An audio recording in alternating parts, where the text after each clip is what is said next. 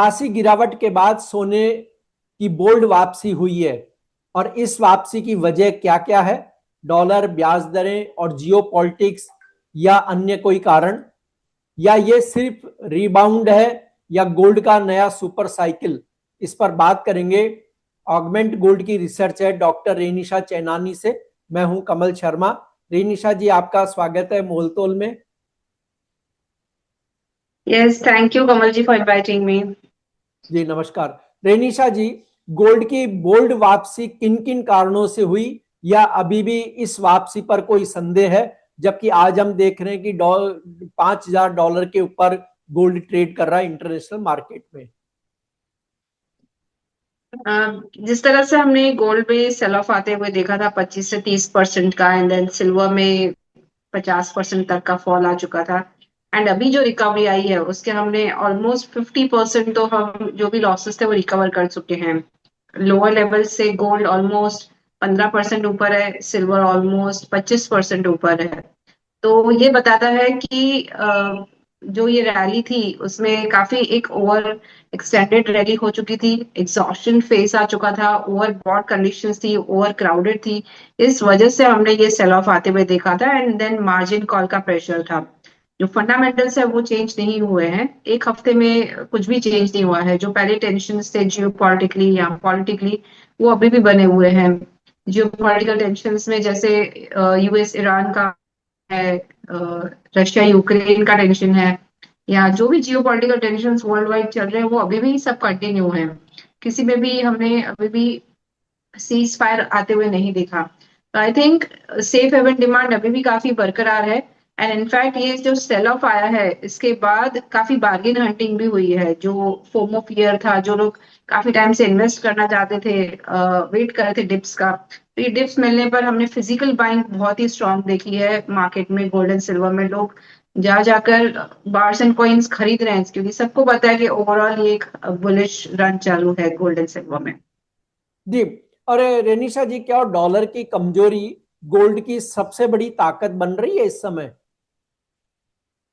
I don't think so कि dollar index के हिसाब से गोल्ड एंड सिल्वर में बहुत ज्यादा मूवमेंट आ रही है। Yes, it is taking cues कि जब भी डॉलर इंडेक्स वीक है तो हम देख रहे हैं कि गोल्ड एंड सिल्वर में स्ट्रांगनेस आ रही है। वो कोरिलेशन अभी भी बना हुआ है, बट बहुत ज्यादा I don't think so.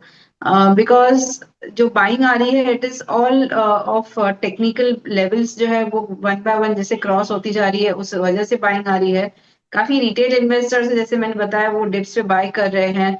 Central banks हैं काफी, पेंशन फंड्स हैं, इन्वेस्टमेंट फंड्स हैं, जो भी अंडर एलोकेटेड थे गोल्ड एंड सिल्वर में कई टाइम से, वो अपना एलोकेशन अभी भी बढ़ा रहे हैं। And everybody is using this dips as a buying opportunity.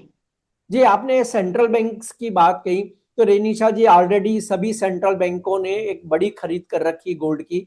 अगर अब उनकी ये खरीद कम होती है तो क्या गोल्ड पर दबाव आएगा? हम लोग डी डॉलराइजेशन के फेज में हैं पिछले 4-5 सालों से। एंड आई थिंक जो भी ये सेंट्रल बैंक एक स्टेक लेती है या डिसीजन लेती है कि they want to move away from dollar and उनको और रिजर्व एसेट्स में एंट्री करनी है, तो वो शॉर्ट टर्म डिसीजन नहीं होता, ये काफी लॉन्ग टर्म रहता है। एटलीस्ट 10-15 सालों तक दे विल फॉलो दिस। तो आई थिंक अभी तो ये चीज की शुरुआत है। ग्रेजुअली डॉलर रिजर्व्स कम हो रहे हैं, गोल्ड के रिजर्व्स बढ़ रहे हैं। तो मुझे नहीं लगता कि हाई प्राइजेस उनको इतना ज्यादा फर्क करेगी, क्योंकि दे हैव डिसाइडेड कि इतना पोर्शन रिजर्व्स का गोल्ड में होना चाहिए। इधर इट इज 10%, 20%, 30%, सब सेंट्रल बैंक्स का डिसीजन होता है। तो जब तक वो रिजर्व्स उतना नहीं बनेंगे, prices doesn't matter, they are buyers at all levels. तो आई थिंक वो बहुत जल्दी जाने वाला नहीं है। पिछले 5 सालों से central bank buying is strong. I think आने वाले 2-3 सालों में और भी ये स्ट्रांग रहेगी। जब तक मार्केट में अनसर्टेनिटी बनी हुई है, जब तक एटलीस्ट ट्रम्प पावर में है, तो आई डोंट थिंक कि गोल्ड एंड सिल्वर का ये बुल रन खत्म होगा। जी। और आपने जब ट्रंप की बात कही, तो देखिए, उन्होंने जब नए फेड चेयरमैन के नाम को अनाउंस किया तो बाजार ने बहुत बड़ा रिएक्शन दिखाया, बहुत बड़ी प्रतिक्रिया हमें देखने को मिली।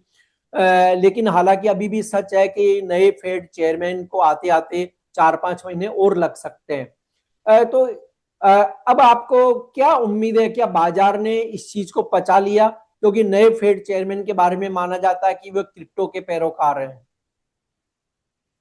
जी बिल्कुल सही कहा आपने कि एक ये बहुत बड़ा कारण था सेल ऑफ का कि मार्केट को जब पता चला कि केविन वॉश नए फेड चेयरमैन नॉमिनेट हुए हैं एंड वो पावर में आएंगे जून मंथ से।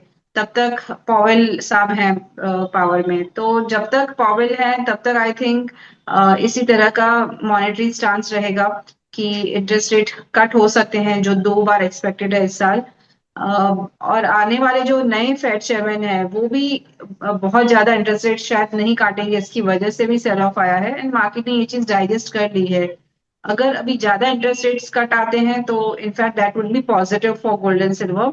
इन्फ्लेशन कंट्रोल में रहता है, बैलेंस शीट कंट्रोल में रहती है फेड की। ये सारी चीजें ऑलरेडी जो भी नेगेटिव्स थे गोल्ड एंड सिल्वर ने ऑलरेडी पचा लिए हैं आई सपोज। एंड जो भी अभी आएगा न्यू ट्रिगर उसका इफेक्ट आना बाकी है। जी रेनिशा जी, अगर हम देखें जब ये गिरावट आई तो उसके बाद ज्यादातर यह एक ट्रेंड पाया गया कि लोगों ने सिल्वर के बजाय गोल्ड को पसंद किया, और गोल्ड में ये माना जाता है कि बहुत बड़ी गिरावट शायद आने वाले वर्षों में भी देखने को न मिले। तो क्या 2026 गोल्ड के लिए नया रिकॉर्ड बनाने वाला साल हो सकता है?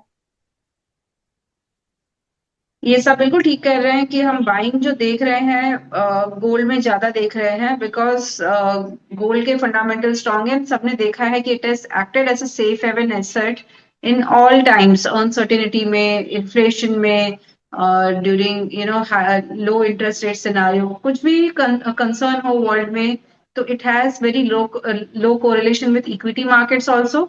एंड ओवरऑल जो सस्टेनेबल परफॉर्मेंस रहा है वो गोल्ड का रहा है, इतनी ज्यादा वॉलिटिलिटी भी नहीं है।